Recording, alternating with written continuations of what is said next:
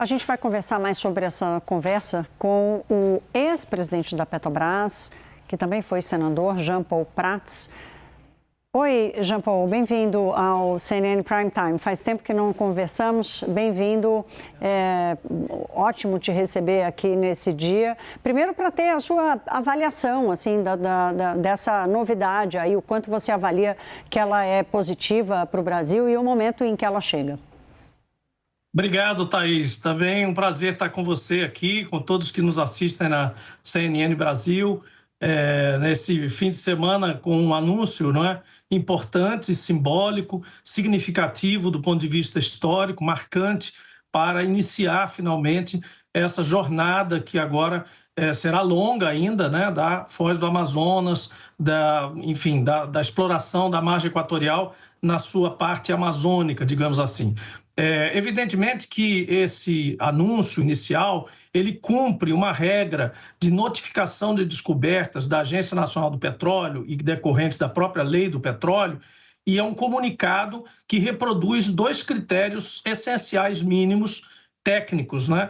Quando eles se referem a perfis elétricos, que uma reportagem mostrou, que é uma espécie de tomografia da formação geológica, indicando indícios de óleo, ou de hidrocarbonetos, melhor dizendo, e vou explicar depois por que isso é diferente, e os indicativos em rocha, que são, na verdade, traduzindo, fragmentos trazidos pelo fluido de perfuração, quando ele entra lá com a broca, ou testemunhas, ou amostras laterais do poço, que indicam que ali está molhado ou contaminado de alguma forma, no bom sentido, de hidrocarbonetos. Podem ser hidrocarbonetos, podem ser, aí que entra a nuance, né?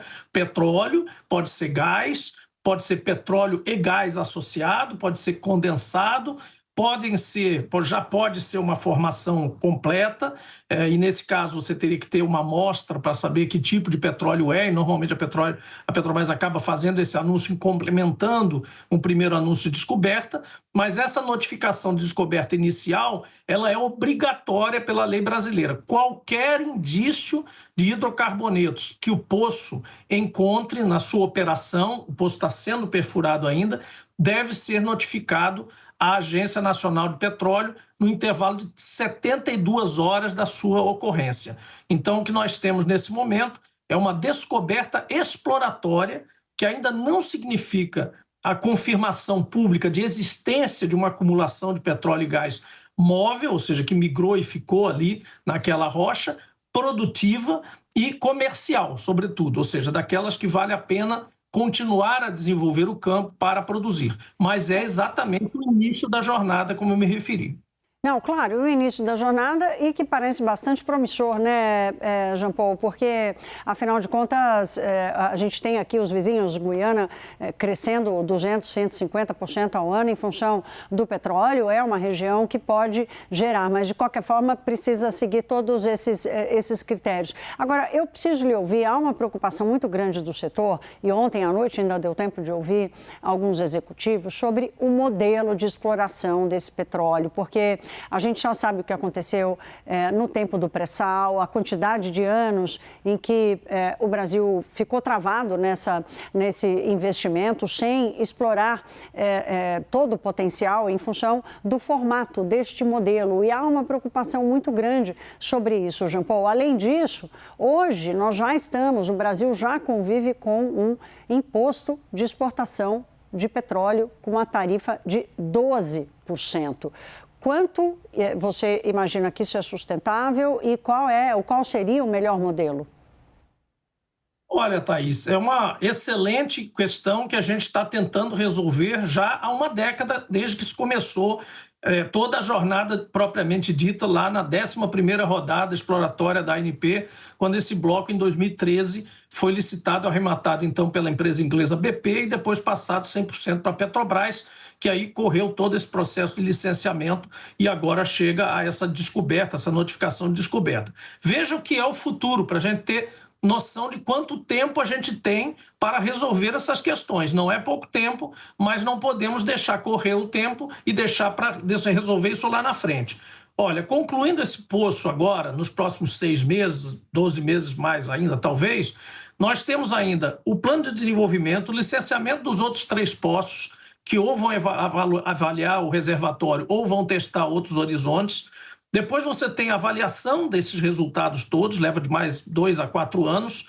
E em 2029, entre 2029 e 2031, a gente espera ter uma declaração de comercialidade, que é quando se diz que vai adiante na exploração, na explotação da descoberta. Depois tem plano de desenvolvimento, aprovação do plano de desenvolvimento, licenciamento do sistema de poços, que esse sim é complicado, porque ali vai fluir petróleo. Até agora, nesse aí, foi só para furar e encontrar petróleo. Lá na frente vai ser para licenciar todo o sistema de escoamento. Então, isso também demora. E a decisão final de investimento é quando a empresa, depois disso tudo, diz: tá bom, eu vou investir porque vale a pena diante de todas as condições que me foram colocadas. Mais 2 a 4 anos. O que nós esperamos, depois ainda com a contratação, construção, instalação, comissionamento da plataforma que vai ser usada ali para escoar a produção, para produzir propriamente dito, mais 4 a 6 anos, é que essa produção só vai começar a ocorrer entre 2035 e 2038, com 3 cenários. Esse o mais realista, considerando as coisas do Brasil, né, licenciamentos um pouco mais demorados e tal. Um licenciamento muito rápido, como houve no campo de Liza, lá na Guiana, poderíamos chegar a 2034 com o primeiro óleo. Esse seria o recorde absoluto, né, que eu acho pouco provável. E num caso de casos muito complexos, um reservatório complexo, licenciamento complexo, a gente poderia estar falando de 39 ou 42 até. Primeiro óleo, ou seja, quando fluísse a primeira molécula de óleo comercial desse campo. Por que eu estou falando isso tudo?